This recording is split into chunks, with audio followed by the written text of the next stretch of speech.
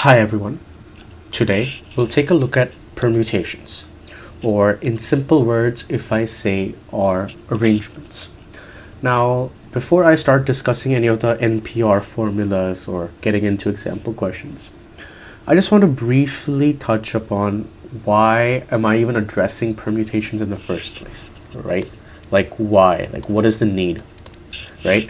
I'm sure most of you have studied permutation combinations, but especially if you haven't, and this is your first time coming across such a concept, then I think this should be really helpful in getting a more intuitive understanding about the difference between permutation and combination and when to use which approach. Okay, so in permutations, you might have heard your teacher say order matters, right? Order matters. It matters. Okay, this looks like a pie, but it's not. It's TT. Okay, order matters. Now, what does this even mean? Like, what does it mean when you say order matters? Okay, let me give you an example. Let's say you have three friends, right? Mo, Larry, and Curly. Okay, the Three Stooges. Three Stooges. If you haven't seen it, you should see it. It's pretty good. Anyways, you have Mo, Larry, and Curly. Okay, MLC. Okay, I can give a short form. Now, let's say they're standing in a line. Okay, so they're standing in line to buy movie tickets. So you have, let's say this is the ticket booth, right? This is the ticket booth, and you have Mo, Larry, and Curly. Okay. Now, Mo is standing first, followed by Larry, followed by Curly. Okay, first, second, and third position. Now, if Larry were to come first, Mo were to go second, and Curly were to be where he is, would this be different? Would you call it different? Yes, you would, because now the order has changed. Why? Because every individual has an importance here. Okay? Every individual has an importance. Every person is distinct. Okay? Every person is distinct. Okay? And because they're distinct, order matters. Okay? I hope that makes sense. Now, when would an order not matter? Okay, let's say Mo, Larry, and Curly met at a party. Okay? Let's say they're school friends and they met 20 years later at their school reunion. Okay? So we have Mo here, we have Larry, and we have Curly. Okay? Mo, Larry, and Curly. Let's say Mo shakes hands with Larry. Okay, and then Mo shakes hands with Curly, and Larry and Curly shake hands, right? So if Mo shakes hands with Larry, that means Larry has also shook hands with Mo. I hope that makes sense, right? If I were to shake hands with a friend, that friend has also shook hands with me. Just because, it doesn't really matter who comes first in that order, right? They're the same. It means the same thing. Shaking hands means the same thing. So that's what's happening here. Okay. Let's basically what I'm trying to get across is wherever each element in a set is distinct or can be considered distinct, we work with permutations, and or we can call it in simple ways is arrangements. Okay. That's basically the entire idea. I hope it makes more sense now. I hope it creates more of an intuitive understanding. Okay, so let's start with the first mathematical derivation. It's not the most important thing, but since we are studying math, it makes sense to bring it across. Okay, so you can kind of think arrangements as what we did in the previous video of the first video, where we started doing a lot of different types of arrangements. Okay, just filling in empty spaces. Okay, so in this case we have arranging R objects out of n available distinct objects. Okay, so let's say we have a total of R spaces. Okay, dot dot dot R spaces. Okay, so let's say I have n available objects. Let's say I put n position here times n minus 1 times n minus 2 times n minus 3, and this will essentially go all the way till n minus r plus 1. Think about it. Think about it. Let's just take some simple numbers here. Let's take 3 and let's take 6. So if that was the case, I would have 6 times 5 times 4, right? So this 4 would be n minus r plus 1, which would be 6 minus 3 plus 1, which is 4, right? I hope that makes sense. So that is why I have n minus r plus 1, okay? Now again, this can also, now we would essentially stop right there, okay? And that's literally it. But now if I have to express this in some sort of a consistent formula, how can I do it? Well, what I do know is that n factorial is n times n minus 1 times n minus 2 all the way down to 3 times 2 times 1, right? So if I have this, right, now I can kind of break this down and go to this original thing that I created, right? Now how can I do that? Well, I need to kind of shorten this part out. I need to cut this excess tail out of the factorial, right? Kind of, like anything after this part, I need to cut it out. Now how can I do that? By actually introducing n, again, another like this. So it'll be n minus r plus 1, and then you have n minus r, sort of those things to round, okay? Again, this is just to get you an intuitive gist, okay?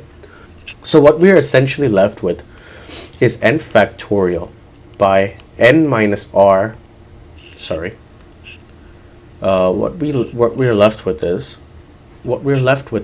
n factorial by n minus r whole factorial. And this is, if it rings a bell, your NPR, okay? Again, I don't want to go too much in detail because it's really not needed. The IB will never ask you to derive this thing out of thin air, but I just wanted to get you a decent gist, okay? So essentially what we're doing in the previous video actually, we could have solved a lot of the questions by using this formula of NPR, but we kind of went about it, intuitively, broke it down, took it step by step, used logic, and solved it, okay? So that's the beauty of permutations. You can do it the hardcore way, or you can use a formula if it permits, okay? All right, let's start with a simple example. So we're told that in a train, 3 seats are vacant, okay? 3 seats are vacant. In how many ways can 5 passengers sit? Okay. Now this is again for those who have already learned this and are always confused. Now how do I know this is a permutations problem? Well, it has passengers. Okay. P1, passenger 1, P2, P3, P4, and P5. Okay, and then we have seat 1, seat 2, seat 3. Okay, so each passenger is different from the other. You can't make them the same. They're not equal to each other. They're distinct people, okay? So when they're distinct people, right? When it's distinct people, order matters. Got it? Order matters. It matters if it's P1, P2, P3, or it actually matters if it's P2, P1, P3.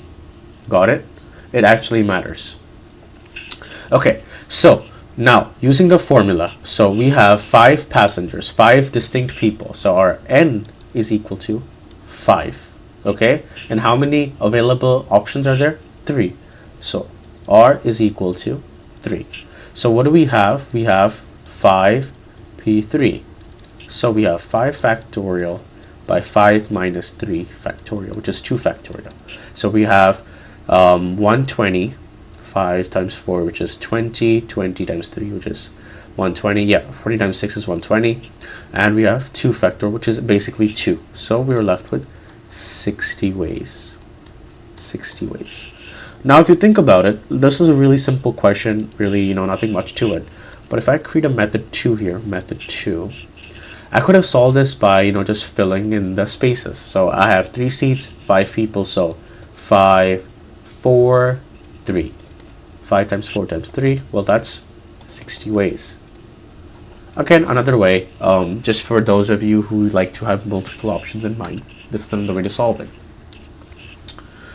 All right, so now I have how many three-digit numbers can be formed with only odd digits without repetition. Okay, so what do we have? We have 3 digits to be formed, 3 spaces, okay, with only odd digits. What are the odd digits? We have 1, 3, 5,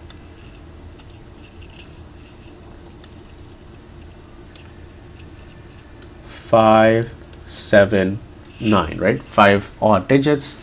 Well, how can they be formed? Well, they cannot repeat, right? So if they can't repeat, well, that's, and they're distinct, not they're distinct digits, they're different, they're not the same.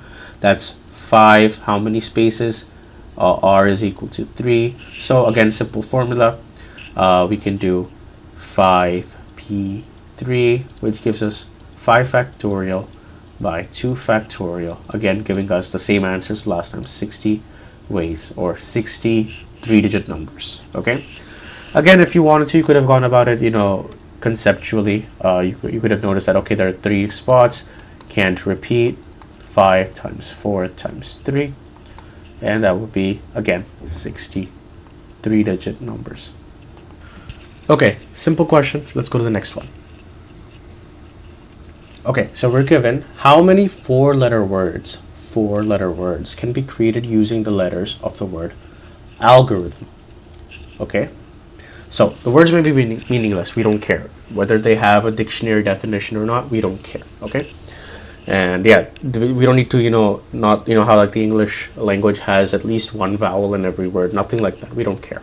Okay, so we have, how many letters do we have? We have 1, 2, 3, 4, 5, 6, 7, 8, 9, 10.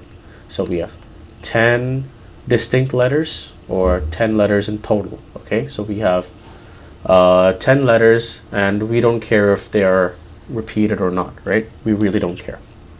10 letters, however, the I's are repeated. Okay, so I is the same thing. So let's say, now why does that matter? Okay, so let's say if I have 4 spots here. Okay, and let's say I take A, L, I. Okay, now essentially A, L, let's say I call this I sub 1 and I sub 2. Okay, this is the first I, this is the second I. If I do I sub 2 and I sub 1, well, if I remove the subscript, they're the same thing, right? And they have the same word, like there's the same letter arrangement, everything is the same. So we actually are working with 9 letters. Got it? Because there, besides I, there are no other repetitions, and there are 4 spots. So we have N is equal to 9, R is equal to 4. Hence we have 9p4, which is 9 factorial by 5 factorial. Okay, giving us a grand total of 3024. Okay, 3024. 4-letter words can be created using the letters of the word algorithm. Okay, super simple. Let's go to the next one. Okay, now this is not exactly an example question, but it is something which the IB can ask us, especially when they're testing us on properties of factorials and those things. Okay, so how do we start it? Well, we know n minus 1 PR can be written as n minus 1 factorial by n minus 1 minus r whole factorial. Okay, and this will be r times n minus 1 whole factorial by n minus 1 minus r plus 1 whole factorial. Okay, let me just erase this and write it again neatly. Again, okay, cool. R times this, maybe. Yeah, this is better. Okay.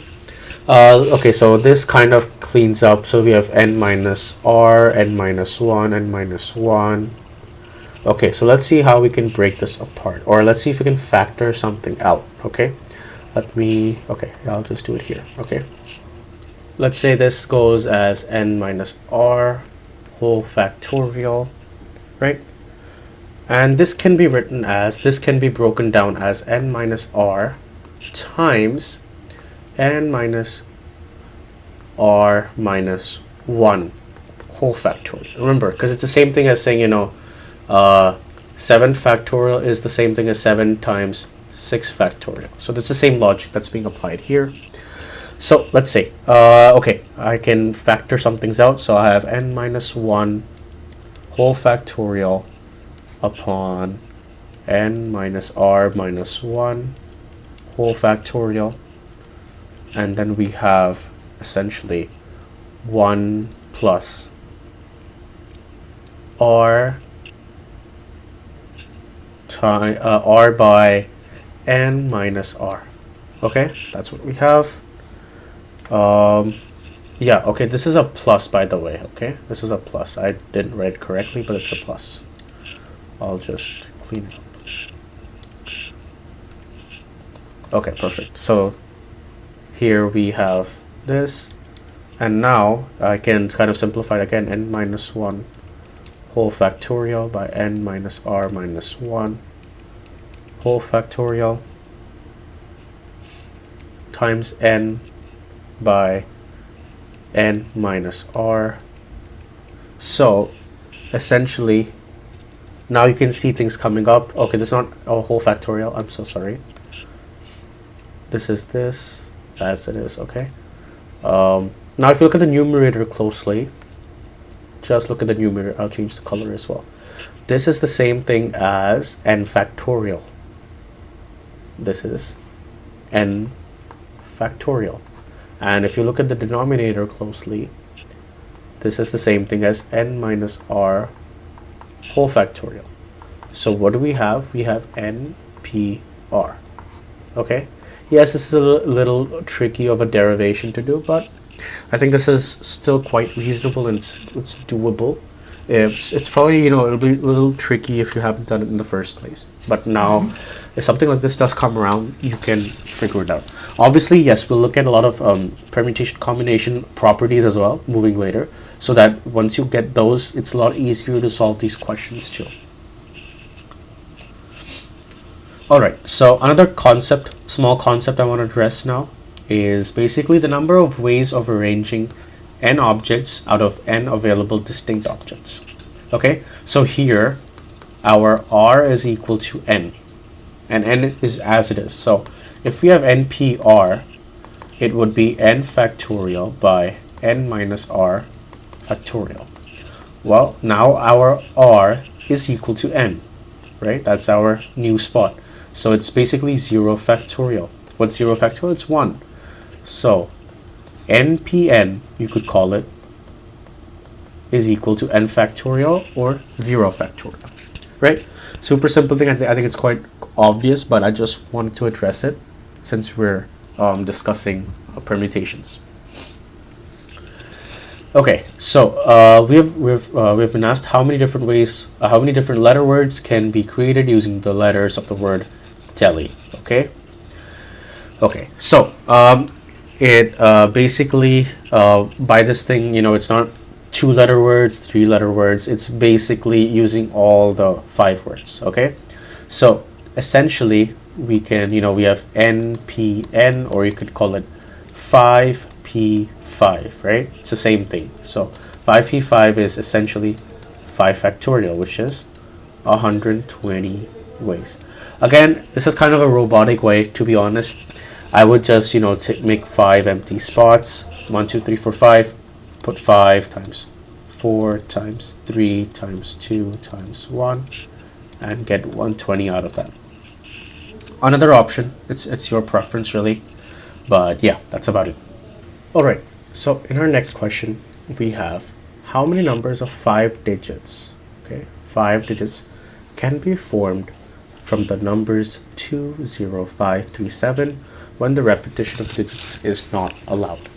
Okay, well, if you look at it really closely, you can say, okay, 5 digits, same idea as the last question.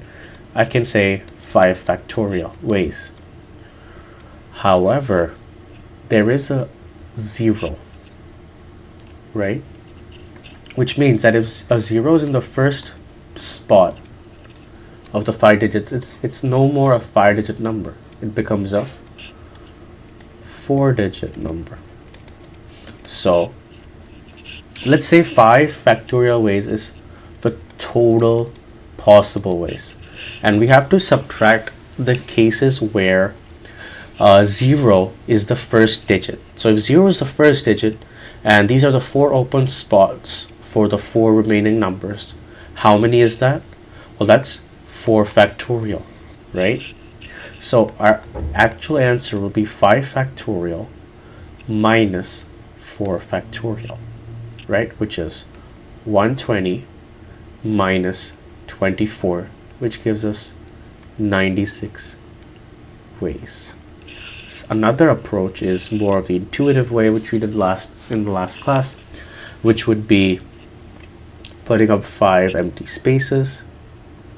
And well, we know four digits can take place here, so we'll put 4, and then after that all 5, but repetition is not allowed, so just another 4, and then 3 and 2 and then 1, right? So this would be 4 times 4 is 16, 16 times 6 is 96, again 96 ways. Okay, again, different thinking of a question, but the key trick is to remember this 0 is causing the hindering the solution. Okay, all right, so now I want to address another concept and do 2 quick example questions with it. Okay, so let's say I'm not even gonna focus on this. I'll just do the question directly. So let's say we have 3-digit numbers that can be formed using the digits 1, 2, 2. Now we can kind of brute force this, right? We have 1, 2, 2. We have 2, 1, 2, and maybe we have 2, 2, 1. So we can have 3 total ways, right? That's 3 total ways, nothing more. However, we have 3 numbers. So why is it 3? Why is it not 3 factorial? 3 factorial is 6, right? The issue is that these two the 2 2's are repeating, right? So whether I put this 2, let's say I call the subscript 1 and 2, whether I put this 1, whether I put the first 2 before or after, it doesn't matter. It's the same number. It's like the previous question we did with the arranging the letters of the word algorithm, where we had the 2 I's, right? Whether we put them first or second, it doesn't matter. So the mathematical approach of solving this would essentially be you take 3 factorial, which are all the 3 numbers that are available, and you divide it by the repetitions. So there are 2 repetitions of 2 times, so we do a 2 factorial. That's it. And this will give us 6 by 2, which is 3 ways. Similarly, pause the video, try this question. Okay, so again, we have 4 digits, so we have 4 numbers for 4 digits, so we can do 4 factorial ways. However, 1 is being repeated 3 times, so I'll just put 3 factorial here. That's it, to compensate for the 3 ones that are there, because these 3 can be arranged in multiple different ways, but they're all 1s, right? So they mean the same thing. So this would be just 4 ways, and you can brute force it. You have 1, 1, 1, 2, 1, 1, 2, 1, 1, 2, 1, 1, and 2, 1, 1, 1. Right? Super simple. Okay. Next question. Again, similar to the last concept that I introduced in the slide. How many words can be created by rearranging the letters of the word Mumbai? Okay, so how many are there? 1, 2, 3, 4, 5, 6 total. 6 letters. And there are 2 repetitions of Mumbai M's, right? Nothing else is repeating. Okay, so our solution will be 6 factorial by 2 factorial, which is 720 by 2, which is 360 ways. That's it. Alright, so next question. Same approach. I'll pause the video, give it a shot on your own. Let's change the color. Let's take blue. Okay, so we have 1, 2, 3, 4, 5, 6, 7, 8, 9. 9 total words, 9 total letters, sorry. How many A's do we have? 1, 2, 3, 4. Okay, how many L's? 2. How many H? 1. How many B? 1. Okay, so that's total already. That's coming out to be 8, and we have a D, which is 1. So our solution will come across like 9 factorial by 4 factorial by 2 factorial. Okay, that gives us 9 times 8 times 7 times 6 times 5, 4 times, well, I'm not going to write 4 because I'm going to take out 4 factorial that way, and I'm left with 2. Okay, so this is basically 72 times 7 times 30. Okay, so this can come down to 36. So 36 times 7 times 30, 36 times 7 times 30, 7,560. Okay, that's how many words. Alright, okay, so we have our final question for today. And this is kind of an out-of-the-box question. I don't think the IB will ever ask such questions. However, I have brought it up just, why not? Okay, so in the question we have, if a car wants to travel from point A to point B on the below roads and can only drive north or east, then how many paths are possible? Okay, north or east means up this way, north, and east is this way. Okay, those are the only two ways it can travel. Well, okay, so let's create one option. Okay, let's create it. Maybe it goes like this: up 1, up 2, up 3. Okay, so up 3 and 1, 2, 3, 4, 5. So total, it went in this first solution, it went 8 ways. Okay, it went 8 total ways. 8 you could say 8 ways, you could say, and you could say 3 up or 3 north and 5 east. Okay, so something like that. Let's take another route. Okay, I'll get the highlighter out, I'll change the color. Let's take blue. Let's say it went this way, this way, this way, maybe this way, this way, this way, and this way, like this. So it went 1 up, 1 to the right, 4 to the right, and 5th to the right, and 3 up. So if you've noticed the pattern now, pattern is going to be that to reach point B, you're gonna have to go 5 to the east and 3 units up north. Okay, that's gonna be the standard pattern, regardless of whichever route you take. Okay, now that's kind of like the permutation problem. Think about it. So you have 8 total ways, you have 8 total routes, or you could say 8 total lengths, roads, whatever you want to follow. Out of that, 5 are in the east and 3 are in the north. Right? It's the same approach. Nothing changes. Right? So that gives a total of how many ways exactly? So 8 times 7 times 6, and 5 factorial cuts off in the numerator by 6 ways. So a total of 56 ways. Okay, again, I'll just run through the question really quickly. First, I determine the total number of path that I have to follow. So there are a total of 8 paths, right? So once I figured that out, then I figured out, okay, how many have to be north and how many have to be east. I figured that out as well. And obviously, it doesn't really matter when I go east, when I go north, as long as I take 3 norths and take 5. As long as I go up north for 3 paths and 5 paths to the east, I will satisfy my condition. So that's basically what I've done here. Okay, so with this, I know it still feels that, permutations, there's a lot to do, and we will do a lot more, but I just wanted to get the introductory video out of the way, so that now that permutations is done, we will look at combinations, which is selections. So I'll see you in the next one. Bye-bye.